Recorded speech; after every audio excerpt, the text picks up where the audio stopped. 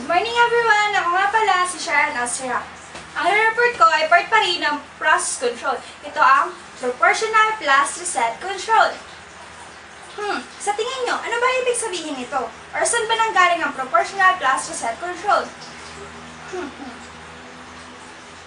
Aha! Ito ang pinag-combine ng proportional control modes at saka na integral or reset control modes.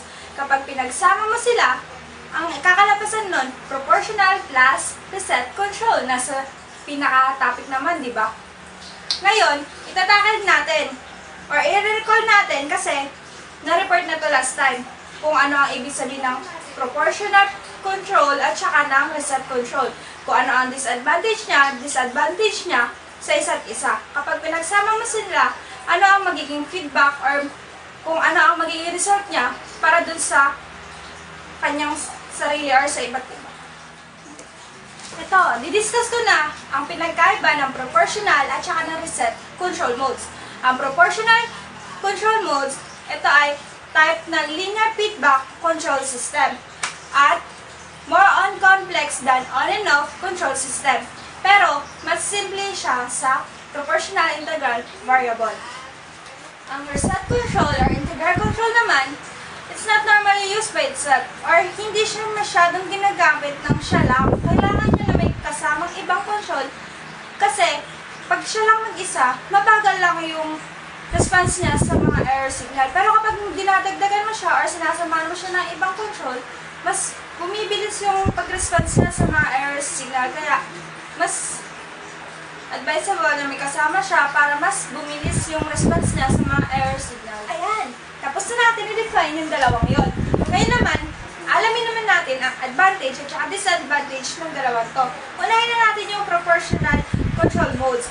Ang advantage ng proportional control modes is immediately proportional output is produced when an error exists in controller.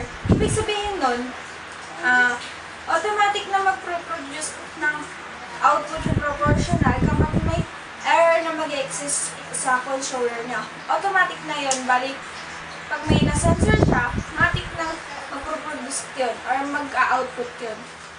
Ayan.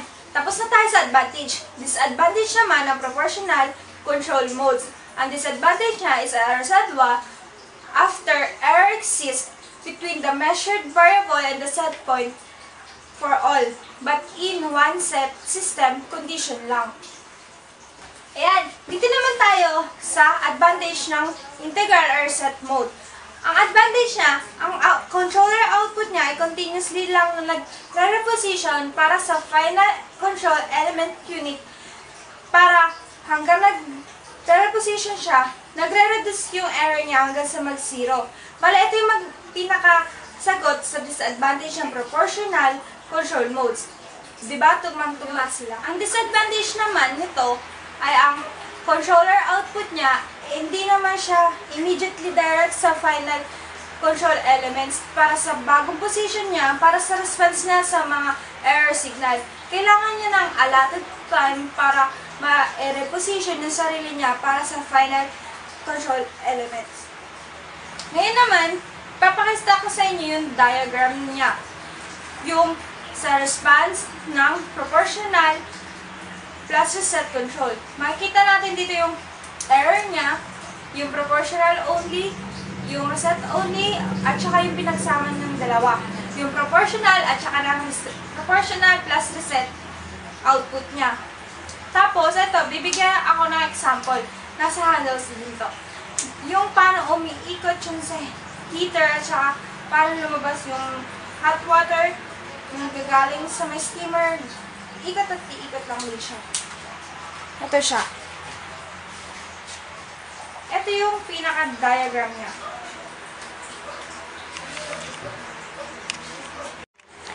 Assume the process undergoes a demand disturbance which reduces the flow of hot water out of the heat exchanger. The temperature and the flow rate of the steam into the heat exchanger remain the same. As the result, the temperature of the hot water will begin to rise. Proportion action of the proportion plus reset controller if acting alone. Pwede magkaroon niya ng response na pwede maging disturbance or pwede mag-reposition ng control valve mo to a position ng pwede mag-return sa hot water mo to a new control point. Bali dito sa illustrate na to, ipapakita sa inyo yung pinaka-curve response niya na pwede nyo ma-notice na nandun pa rin yung residual error niya na nag-i-exist pa rin. Ayan, di ba? Nakita nyo nga na may error pa siya.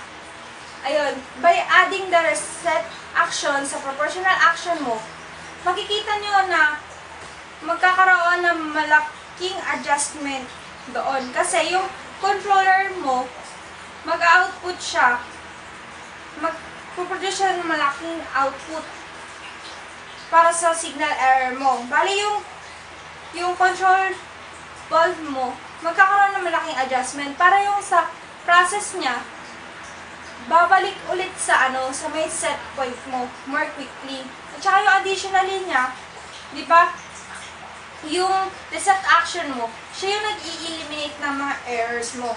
Bali siya yung nag-i-eliminate ng offset errors at the period after ng ilang oras, after a period of time.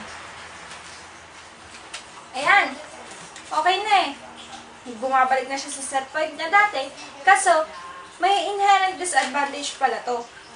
May inherent disadvantage ang proportional plus reset controllers na posibleng may adverse effects na pwede magkaroon ng large error signal na ang large error signal na pala nito pwede magkaroon ng large demands sa deviation niya or when initially started up the system na ito ang nagsasabi na dapat may limit yung paggamit sa mga controllers para hindi sila masyadong nahahassle sa atin. Hindi tayo masyadong nahahassle sa mga ganun. Hindi tayo, dapat may limit lang tayo, di ba?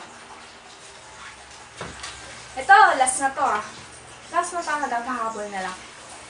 Dahil daw sa reset windup na yun, itong control mode daw na to, hindi daw siya hindi daw siya maganda kasi may posibilidad na agad-agad siya mag-shutdown, agad-agad siya mag-start up. Parang sa computer.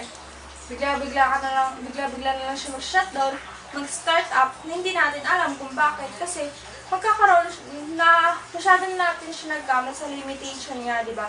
Sobra na tayo sa mga limitation. Sabi nga, lahat tayo may limitation.